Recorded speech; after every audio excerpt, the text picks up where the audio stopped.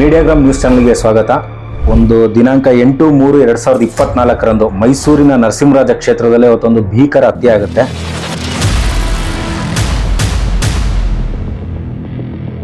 ದೊಡ್ಡ ಕಾರಣನೇ ಅಲ್ತಾಫ್ ಬಂದಿದ್ದು ಇದು ಮರ್ಡರ್ಗೆ ಕಾರಣ. ಕೊಟ್ಟ ತಕ್ಷಣ ಇವರು ಫಸ್ಟ್ ಬೋಣಿ ಇವರು ಮರ್ಡರಿಂದ ಶುರು ಮಾಡಿದ್ರು. ಇವನ್ ಹೆಸರು ಇಲ್ದೇದ್ಮೇಲೆ ಆಫರ್ ಯಾಕೆ ಕೊಡ್ತಾ ಇರೋದು ಅಂತ ನನ್ನ ಪ್ರಶ್ನೆ. ಈಗ ದರ್ಶನ್ ಅವ್ರದ್ದು ಕೇಸಲ್ಲಿ ಸುಮಾರು ನಾನು ಕೇಳಿದ್ದು 170 ಜನಕ್ಕೆ ಅರೆಸ್ಟ್ ಮಾಡಿದ್ದಾರೆ. ಅವ್ರಿಗೆ ಅಂದ್ರೆ ಒಂದ್ ನ್ಯಾಯ, ನಮ್ಗೆ ಅಂದ್ರೆ ಒಂದ್ ನ್ಯಾಯ ಸರ್ ಇದು. ಯಾಕಂದ್ರೆ ಇಲ್ಲಿ ಮೊಹಮ್ಮದ್ ಅಕ್ಮಲ್ ಅಂತ ಬಂದಿದ್ದ ಹೆಸರು, ಅಲ್ಲಿ ದರ್ಶನ್ ಅಂತ ಬಂದಿದ್ದಲ್ಲ. ಅದಕ್ಕ ನಮ್ಗೆ ಬೇಕಾಗಿರೋದು ನ್ಯಾಯ. ಮುಂಚೆಯಿಂದಾನು ನನ್ನ ತಮ್ಮನ್ಗೂ ಬಂತು, ಎಲ್ಲರಿಗೂ ಬೆದರಿಕೆಗಳು ಬರ್ತಾ ಇದಾವೆ. ಕಾನೂನು ಪ್ರಕಾರ ಕಾನೂನು ಕೇಳ್ತಾ ಇರೋದು ಅದು ತಪ್ಪ.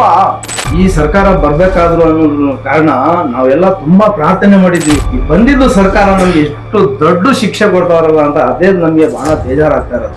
A2 ಇರೋದು ಇವ್ರಿಗೂ ಕೂಡ ಇನ್ನೂವರೆಗೆ ಇವ್ರಿಗೆ ಅರೆಸ್ಟ್ ಮಾಡಿಲ್ಲ. ಏನ್ ನಮ್ ಪೊಲೀಸ್ ವ್ಯವಸ್ಥೆ ಇಷ್ಟೊಂದೆಲ್ಲ ಅಡ್ಗೆಟ್ಟೋಗ್ಬಿಟ್ಟಿದ್ಯಾ? ಕಾನೂನೇ ಇಲ್ವಾ ಅದಕ್ಕೆ? ಸರ್ಕಾರದಿಂದ ಏನ್ ನಾವು ಕೇಳ್ಕೊತಾ ಇದ್ದೀವಿ ಅಂದ್ರೆ ನಮ್ಗೆ CBI ಇನ್ಕ್ವೈರಿ ಆಗ್ಬೇಕು ಸರ್. ನಾವು ನಮ್ ಜೀವ ಇರೋ ಗಂಟ ಸರ್ ನಾವು ಸುಮ್ನೆ ಕೂತ್ಕೊಳ್ಳಕ್ಕಿಲ್ಲ. ನಾವ್ ಎಲ್ಲಿ ಗಂಟ ಆಗ್ತದೆ ಅಲ್ಲಿ ಗಂಟ ನಾವು ಹೋರಾಟ ಮಾಡ್ತೀವಿ ನ್ಯಾಯಕ್ಕೋಸ್ಕರ.